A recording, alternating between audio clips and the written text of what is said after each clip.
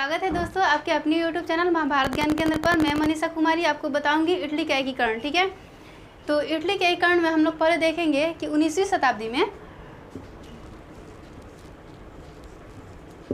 19वीं शताब्दी में क्या हुआ था कि जो इटली था छोटे बड़े गणराज्यों में विभक्त था। ठीक है, 19वीं शताब्दी में इटली छोटे बड़े राज्यों में विभक्त था। ठीक है, और यहाँ पर बहुत सारा अलगाव की स्थिति था। ठीक है, और जो बहुत सारा अलगाव की स्थिति था, विदेशी राष्ट्र बार बार हस्तक्षेप करते रहते थे। विदेशी राष्ट्र जैसे ऑस्ट्रिया, फ्रांस, बगल में फ्रांस था, यहाँ पर इधर ऑस्ट्रिया था, इधर फ्रांस था और इधर ऑस्ट्रिया था। ठीक है, ऑस्ट्रिया था, तो ये दोनों लोग, ठीक है ना, ऑस्ट्रिया था, ये दोनों लोग बार बार हस्तक्षेप कर रहे थे और भी बहुत सारे देश हस्तक्षेप कर रहे थे। ठीक है, लेकिन ऑस्ट्रिया जो था ना वो कुछ ज़्यादा ही हस्तक्षेप कर रहा था। और इटली के अंदर भी बहुत सारा टकराव की स्थिति थी। जैसे कि रोम था। ठीक है, रोम में पोप लोग रहते थे। ये लोग सोचते थे कि इटली का एकीकरण धार्मिक दृष्टिकोण से हो, और इटली में जो भी राजा शासन करते थे, शासकों द्वारा ये मत था कि इटली का एकीकरण राजनीतिक दृष्टिकोण से हो। इस प्रकार विचारों में टकराव था और आर्थिक और प्रशासनिक विसंगतियां भी मौजूद थीं। तो इस प्रकार विचारों के टकराव के कारण इटली का एकीकरण करना बहुत ही मुश्किल हो गया था। लेकिन 19वीं शताब्दी में इटली में राष्ट्रवादी भावना जग रही थी, धीरे धीरे अपने चरमोत्कर्ष पर जा रही थी। और उससे पहले नेपोलियन शासन कर रहा था। नेपोलियन फ्रांस पर शासन किया था, उसके बाद धीरे धीरे पूरे यूरोप पर शासन करना स्टार्ट कर दिया। तो जब इटली को जीत कर आया था, इटली पर उसका शासन था नेपोलियन का, तो वो यहाँ पर बहुत सारा अच्छा काम भी किया था। हालांकि वो निरंकुश शासक तो था ही, लेकिन यहाँ मतलब ये जो इटली था छोटे बड़े राज्यों में विभक्त था, उसने क्या किया था कि यहाँ का कुछ प्रदेश था, ठीक है ना, जैसे सिस्पाइन, ठीक है ना, सिस्पाइन गणराज्य, ठीक है ना, सिस्पाइन गणराज्य, ठीक है, और सिस्पाइन गणराज्य। दूसरा था लिगुलियन, ठीक है ना, लिगुलियन, और तीसरा था ट्रांसपेडेन, ठीक है, ट्रांसपेडेन। ये जो तीन राज्य थे, इसको नेपोलियन द्वारा क्या किया गया था, गठित कर दिया गया था। ठीक है ना, गठित कर दिया गया था, यानी कि उसको मिला दिया गया था। ठीक है, और उसके बाद क्या हुआ कि जो नेपोलियन था कुछ राज्यों को मिलाया भी था और वहाँ की यातायात व्यवस्था को भी दुरुस्त किया था।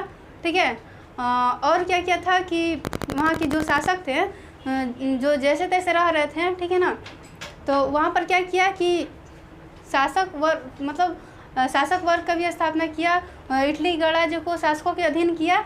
तो इस प्रकार नेपोलियन यहाँ पर बहुत काम किया। फिर क्या हुआ कि 1814 ईस्वी में नेपोलियन युग का अंत हुआ और 1815 ईस्वी में वियना कांग्रेस यानी वियना सम्मेलन हुआ। तो उसके बाद से मेटरनिख युग की शुरुआत हुई।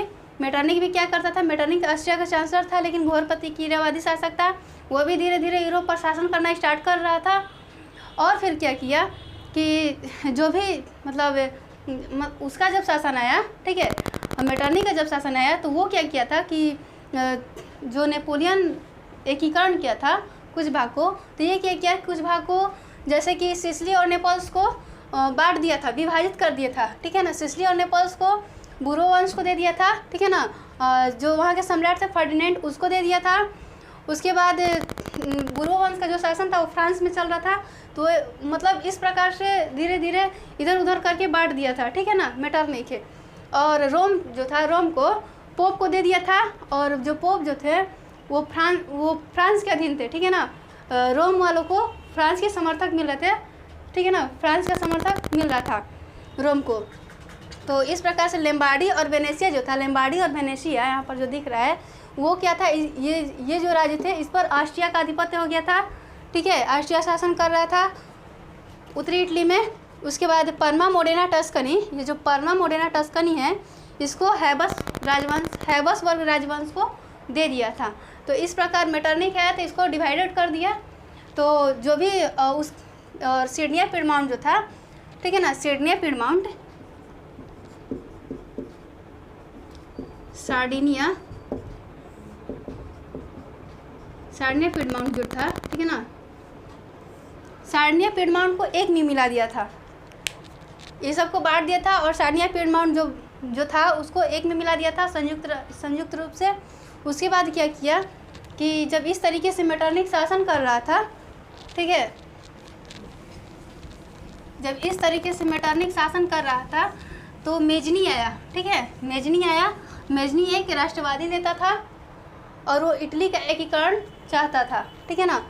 मेजनी इटली का एकीकरण चाहता था, ठीक है ना। और ये जो था मेजनी 1820 ईस्वी में कार्बोनरी, ठीक है ना, कार्बोनरी दल की स्थापना किया मेजनी 1820 ईस्वी में। और जो कार्बोनरी दल था वो क्या था जी, एक गुप्त संगठन था, ठीक है। कार्बोनरी दल जो था गुप्त संगठन था। मेटरनिक किस प्रकार का निर्णय ले रहा है, किस तरीके से जनता पर शासन कर रहा है, ठीक है, क्योंकि वो अच्छा शासन तो कर नहीं रहा था, तो इसलिए ये गुप्त संगठन बनाया गया था, ठीक है।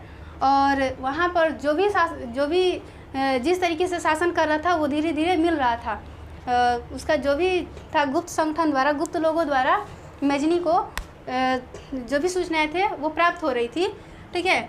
उसके बाद गुप्त संगठन के द्वारा क्या हुआ जी कि नागरिक आंदोलन स्टार्ट हुए, ठीक है ना। गुप्त संगठन था, इससे सारी गतिविधियां पता चल रही थी, नागरिकों के बीच फैल रही थी और इस प्रकार नागरिक आंदोलन शुरू हुआ। क्या हुआ, नागरिक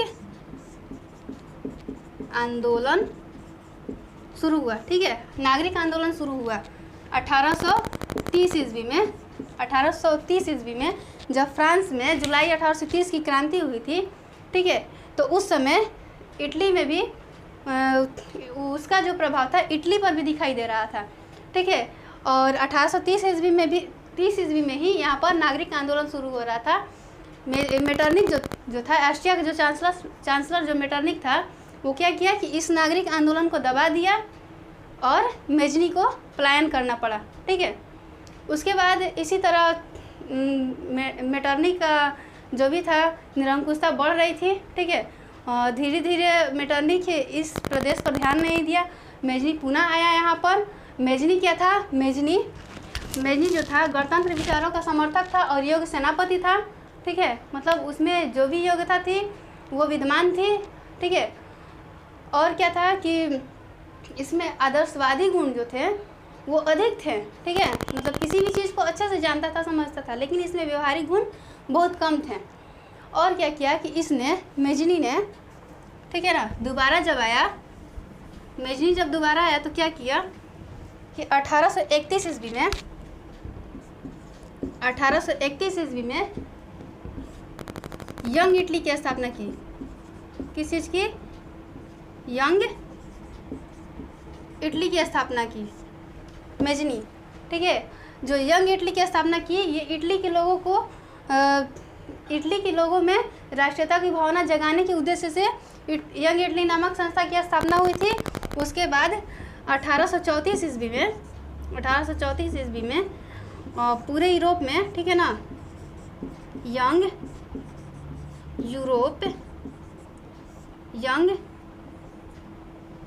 यूरोप नामक संस्था की स्थापना की, ठीक है। तो 1831 ईस्वी में ये यंग इटली की स्थापना की और 1834 ईस्वी में यंग यूरोप की स्थापना की। ये जो इटली में स्थापित किया था, ये इटली के लोगों में राष्ट्रीयता की भावना जगाने के उद्देश्य से हुआ था। और ये जो यंग यूरोप जो था पूरे यूरोप में, ठीक है, क्योंकि उस समय मेटरनिक का शासन था और मेटरनिक पूरे यूरोप को अपने कब्जे में ले लिया था और निरंकुश शासन भी कर रहा था। इसी की वजह से ये सब करना पड़ा। फिर क्या हुआ कि सार्डिनिया पिडमाउंट का एक शासक था, ठीक है। सार्डिनिया पिडमाउंट का एक शासक था, उसका नाम था चार्ल्स एडवर्ड। सार्डिनिया पिडमाउंट का सार्डिनिया, पिडमाउंट। सार्डिनिया पिडमाउंट का शासक था, कौन था?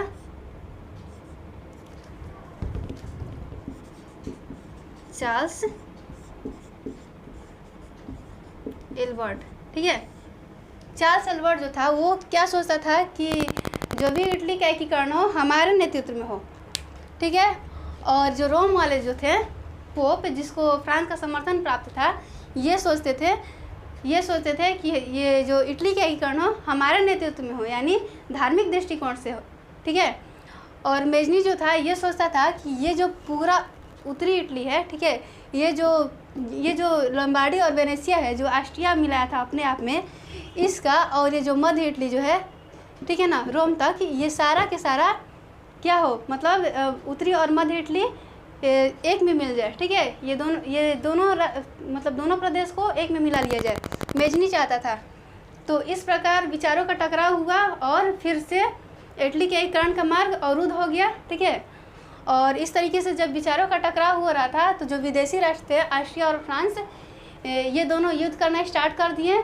और फिर क्या हुआ कि चार्ल्स एल्बर्ट की पराजय हुई, चार्ल्स एल्बर्ट की हार हुई और इटली पुनः हार गया। ठीक है, और पुनः इसको प्लान करना पड़ा। ठीक है, तो मेजनी के बारे में तो हम लोग बहुत कुछ जाने। उसके बाद दूसरा चरण स्टार्ट होता है। ठीक है, इटली के एकीकरण का पहला जो चरण था वो समाप्त हो चुका। इटली का एकीकरण नहीं हुआ, जो पहले था सार्डिनिया पिडमाउंट एक में मिला दिया गया था, वही सिर्फ हुआ था। उसके बाद जितने भी विभाजित राज्य थे उसको नहीं किया गया था। उसके बाद क्या होता है कि दूसरा चरण स्टार्ट होता है इटली के एकीकरण का। दूसरा चरण स्टार्ट होता है, कब स्टार्ट होता है जी? 1848 ईस्वी के बाद। ठीक है, जब मेटरनिख का अंत हो गया था तब। किसका अंत? 1848 ईस्वी में मेटरनिख युग का अंत हुआ। ठीक है ना, ऑस्ट्रिया से अधिकार चला गया मेटरनिख का, तब स्टार्ट होता है। ठीक है, तो उस समय जो था सार्डिनिया पिडमाउंट का जो शासक था, सार्डिनिया पिडमाउंट।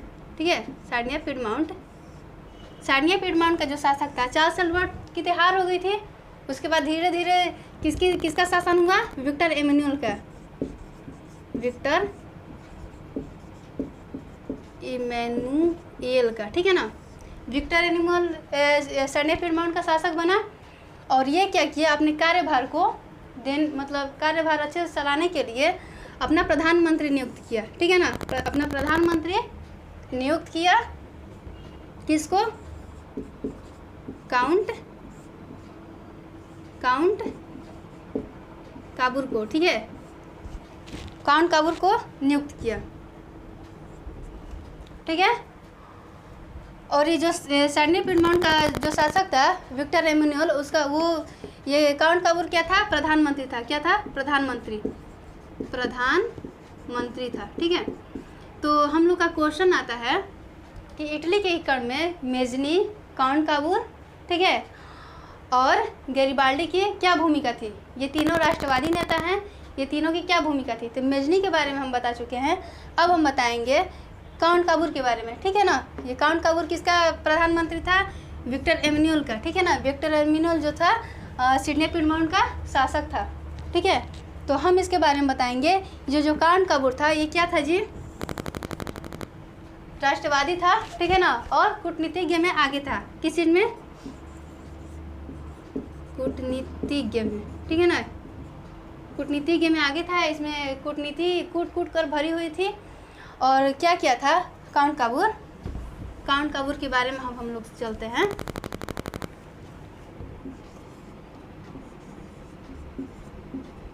काउंट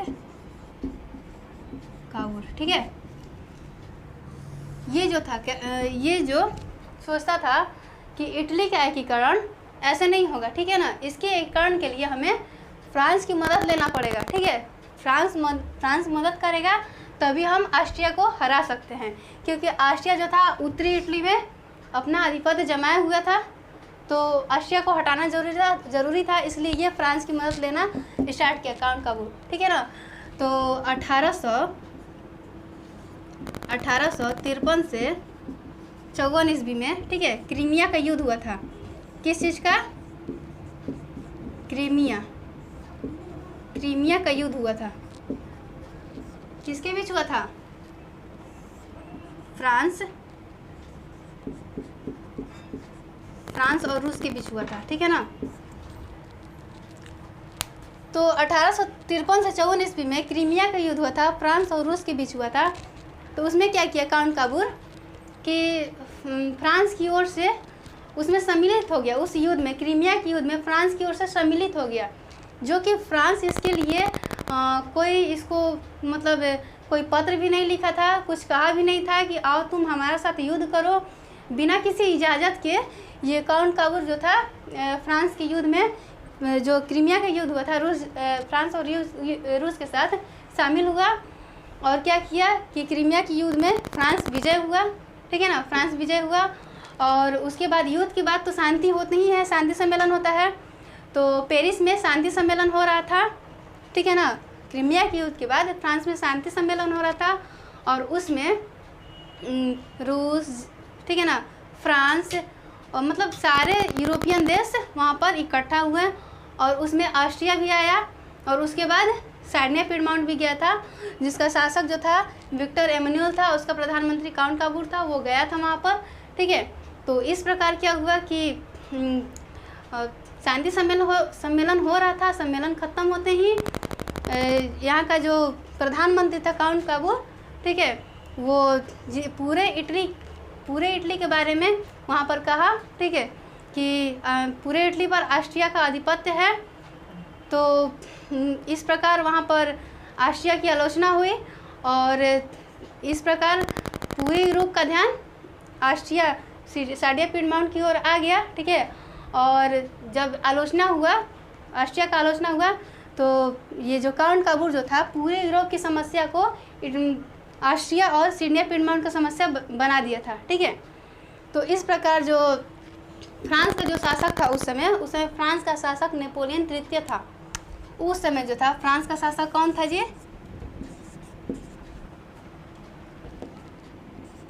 नेपोलियन, ठीक है ना, नेपोलियन तृतीय था, ठीक है।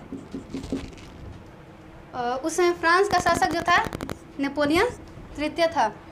तो ये जो था काउंट काबूर इससे मिला, नेपोलियन तृतीय से मिला, और बोला कि आप हमारा साथ दे, ठीक है, आप हमारा साथ दे। ऑस्ट्रिया और सार्डिनिया पीडमाउंट जो था, ठीक है, ऑस्ट्रिया और सार्डिनिया पीडमाउंट,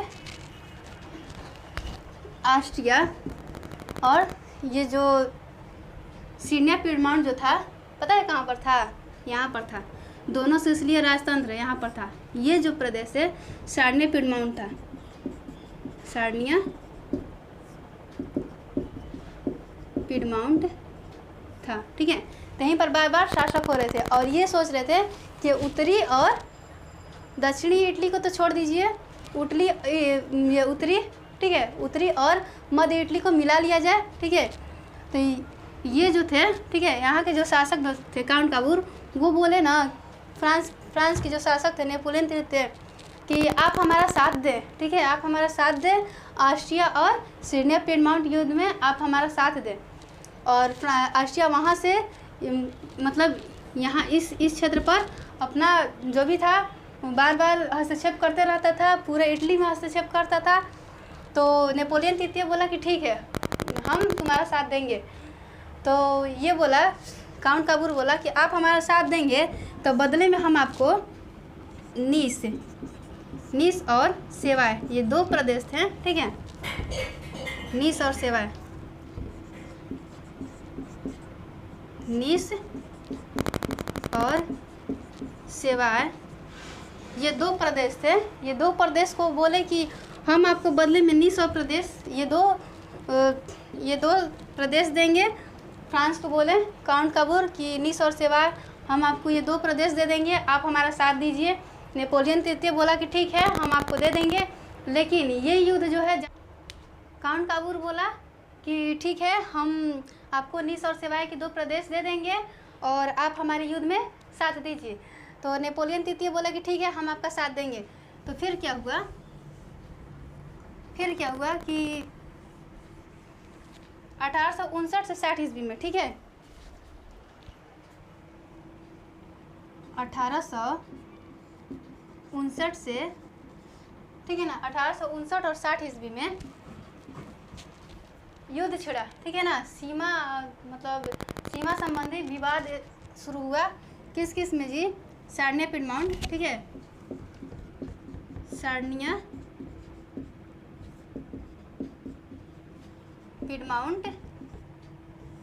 पिडमाउंट और ऑस्ट्रिया के बीच,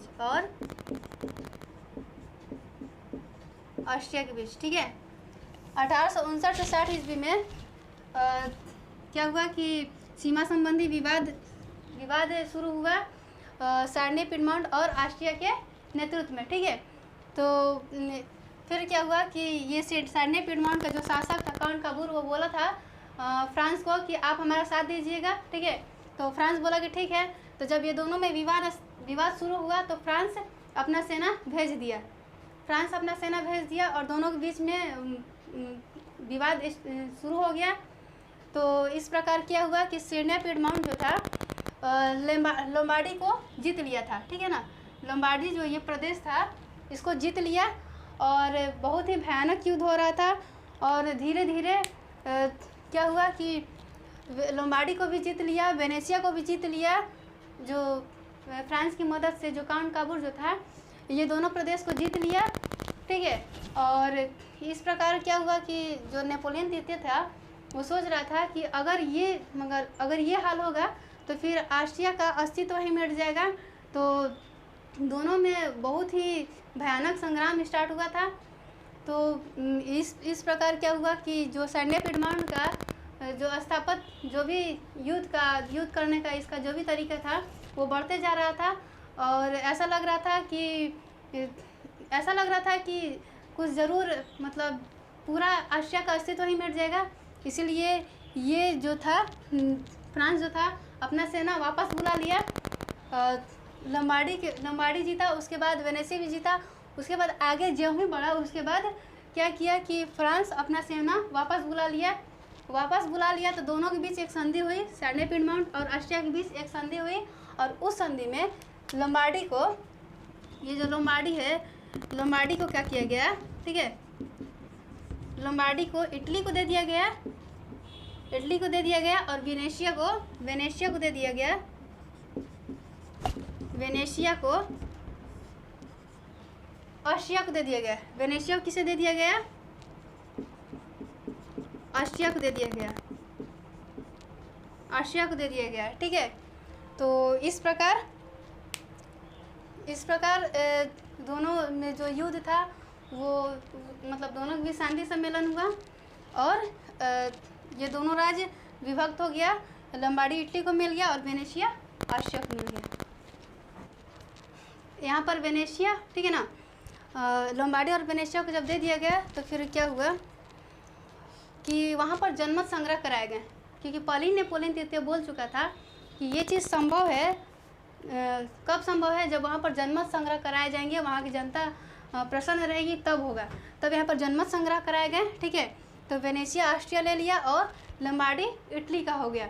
उसके बाद जो भी लोम्बार्डी, वेनेशिया को छोड़ दिया गया, वेनेशिया ऑस्ट्रिया में चला गया और उत्तरी जो इटली थी, लोम्बार्डी, पर्मा मोडेना, ठीक है ना, जो भी ये पर्मा मोडेना, टस्कनी, ये सब नेपल्स राज, ठीक है ना, सिर्फ रोम को छोड़ाकर बाकी ये सारे चीज़, ठीक है ना, जो भी उत्तरी इटली था और मध्य इटली, ठीक है, उत्तरी इटली और मध्य इटली, ये दोनों क्या हो गया कि उत्तरी इटली और मध्य इटली का एकीकरण हो गया, ठीक है।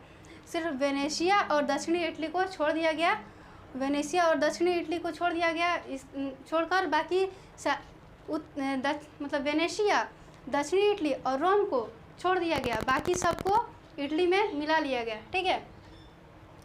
1861 ईस्वी में, ठीक है, 1860 से 61 ईस्वी में क्या हुआ कि यहाँ पर जनमत संग्रह कराए गए। ये सारे प्रदेश लोम्बार्डी, परमा मोडेना, ठीक है ना, सरनी पिडमाउंट, ये जो जितने भी थे, सिर्फ वेनेशिया छोड़ दिया गया था। वेनेशिया को नहीं मिलाया गया था, रोम को नहीं मिलाया गया था, दक्षिणी इटली को नहीं मिलाया गया था, सिर्फ उत्तरी इटली और मध्य इटली को मिलाकर मिलाया गया था। और क्या किया गया था, जनमत संग्रह कराए गए थे, मतदान कराए गए थे, ठीक है ना। 1860 से 61 ईस्वी में 60-61 में जनमत संग्रह कराए गए थे। तो इस प्रकार क्या हुआ कि इटली के एकीकरण में काउंट काबूर की महत्वपूर्ण भूमिका थी। 1862 ईस्वी में 1862 ईस्वी में, ठीक है, 1862 ईस्वी में यहाँ की जितनी भी जनताएं थी, ठीक है, वो लोग क्या किए कि विक्टर एमेनुएल को 1862 ईस्वी में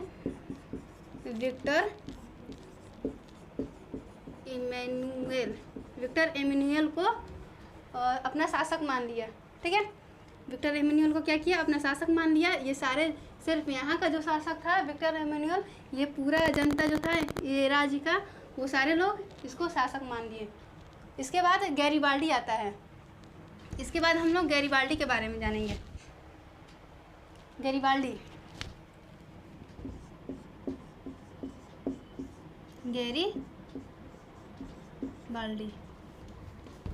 गैरीबाल्डी के बारे में हम लोग जानेंगे।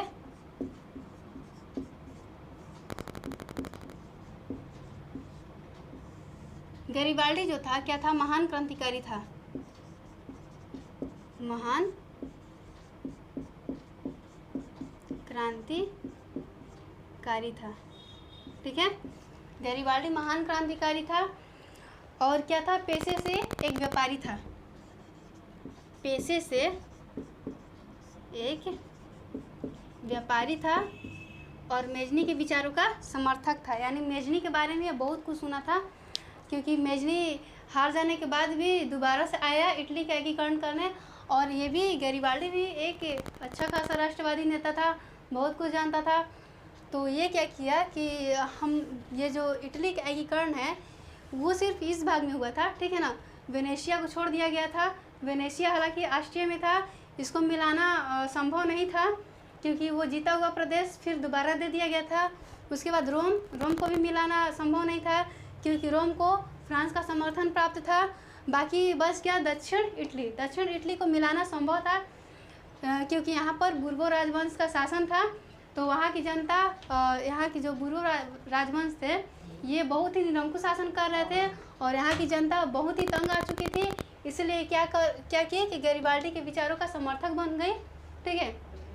गैरीबाल्डी जो था इनकी बातों को जीत लिया अपनी बातों से, मतलब इनका जो समर्थन था गैरीबाल्डी को प्राप्त था, ठीक है ना। गैरीबाल्डी क्या किया कि नेपल्स, यहाँ पर जो था सिसिली और नेपल्स,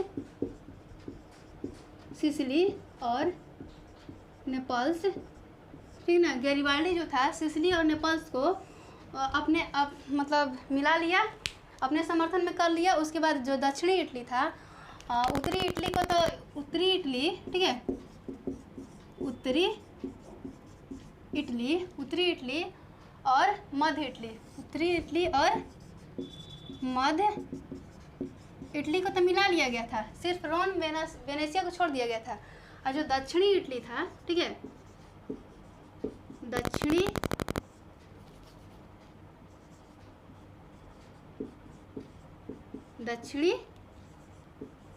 इटली जो था, इसको कौन मिलाया था, इसको गैरीबाल्डी मिलाया था, ठीक है। मेजनी और काउंट काबूर यहाँ से यहाँ तक एकीकरण कर चुके थे। गैरीबाल्डी आया तो दक्षिण इटली का एकीकरण किया।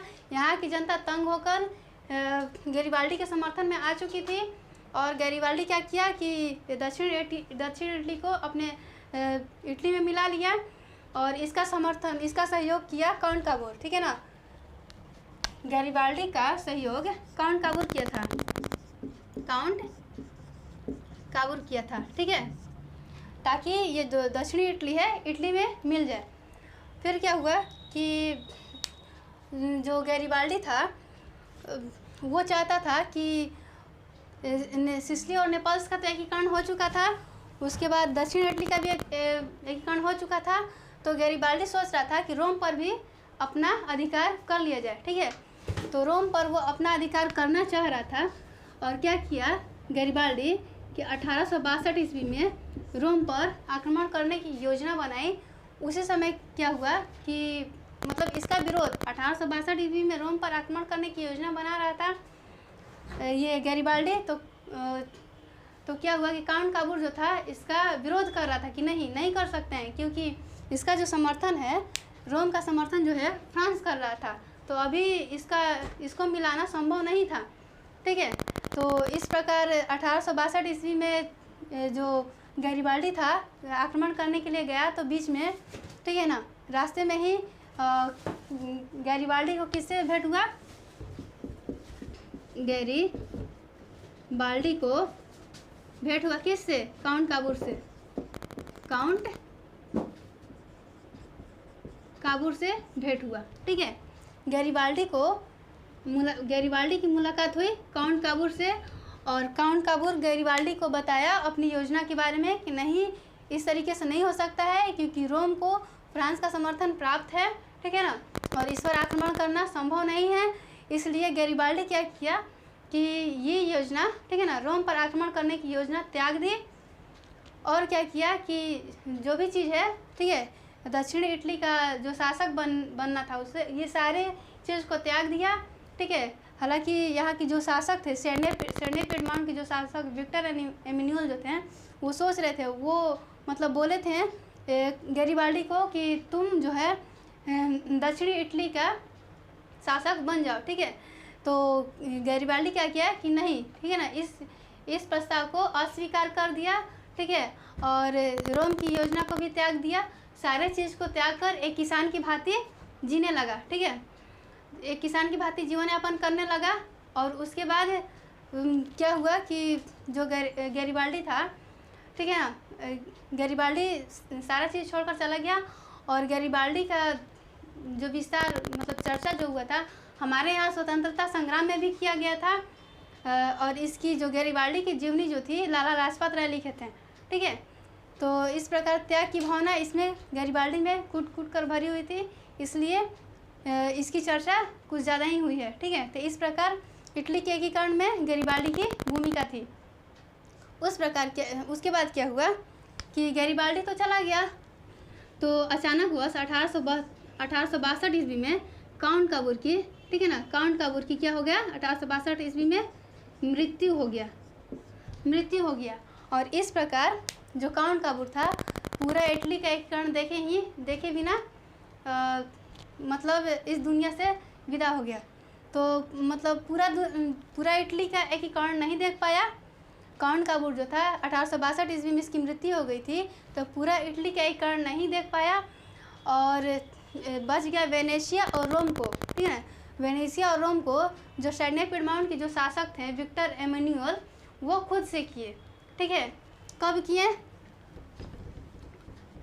उत्तरी इटली का तो एकीकरण हो चुका था, मध्य इटली, ठीक है ना, दक्षिण इटली, सबका एकीकरण हो चुका था, सिर्फ बच गया था रोम और वेनेशिया। तो क्या हुआ था कि एक बार प्रशा जर्मनी में है, ठीक है ना, ऊपर में है प्रशा। तो क्या हुआ था कि ये इधर फ्रांस है, फ्रांस और प्रशा के बीच युद्ध छिड़ गया। कब? 1870 से 71 के बीच युद्ध छिड़ा। तो उस समय युद्ध छिड़ा तो जो फ्रांस जो था रोम को समर्थन देने में रोम का समर्थन देना संभव नहीं था। वो मतलब इसका संरक्षण नहीं दे सकता था, ठीक है, इस पर जो भी रुपये पैसे थे नहीं खर्च कर सकता था, क्योंकि वो युद्ध में फंसा हुआ था।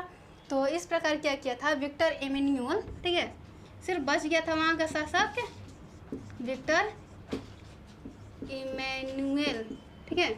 विक्टर इमैनुएल क्या किया, 1870-71 में जब युद्ध छिड़ा तो ये पोप को, ठीक है ना, पोप क्या किए कि अपना संरक्षण लेने के लिए वहाँ के राजमहल था, वेटिकन सिटी का राजमहल था, वहाँ पर अपना शरण ले लिए, ठीक है। पोप जो थे वेटिकन सिटी के महल में अपना शरण ले लिए, और जो विक्टर एमेन्युअल जो था वेनेशिया, ठीक है ना, वेनेशिया को भी अपने अधिकार में मिला लिया, और उसके बाद रोम को जो था फ्रांस का समर्थन था प्राप्त था, तो सिर्फ रोम का ही एकीकरण करना बहुत ही असंभव था। तो जब फ्रांस युद्ध में फंस गया तो ये जो रोम वाले जो थे, रोम में जो पोप पादरी थे, वो अपना शरण वेटिकन सिटी के महल में लिए, और ये जो विक्टर एमेनुअल जो था वेटिकन सिटी के महल को छोड़कर बाकी पूरे रोम पर अपना अधिकार कर लिया, और रोम को ही, ठीक है ना, रोम हालांकि मध्य में था, फिर क्या किया कि रोम को ही अपने राजधानी बनाया। तो ये बात यहाँ के जो पोप पादरी थे, जब सारा युद्ध समाप्त हुआ तो पोप पादरी जो थे इस चीज़ को स्वीकार नहीं कर रहे थे। तो ये चीज़ मुसोलिनी द्वारा इसका निदान हुआ, ठीक है, इसका निदान मुसोलिनी द्वारा हुआ, ठीक है। और वेटिकन सिटी के महल, ठीक है ना, उससे और जो सिडनी पीटमाउंट की जो शासक थे विक्टर एमेनुअल, दोनों में एक संधि हुई, ठीक है, कि संधि हुई। उसके बाद क्या हुआ कि पूरा इटली का एकीकरण हो गया। कब हुआ? 1871 ईस्वी में, ठीक है, 1871 ईस्वी में पूरे इटली का एकीकरण हो गया। और इस एकीकरण में मेजनी, ठीक है, मेजनी का, काउंट काबूर का और गैरिबाल्डी का, ठीक है ना, ये जो तीन राष्ट्रवादी नेता था, ये जो तीन राष्ट्रवादी नेता थे इनका, और यहाँ की जो शासक थे विक्टर एमेनुअल, इन सारे लोगों की मदद से इटली का एकीकरण संभव हुआ, ठीक है। अब ये इटली का एकीकरण समाप्त होता है। इस वीडियो को देखिए अच्छे से, और इसके बाद में हम आपके लिए लाएंगे जर्मनी का एकीकरण। तो जर्मनी का एकीकरण भी इसी तरह होगा, उसको देखिए अगले वीडियो में।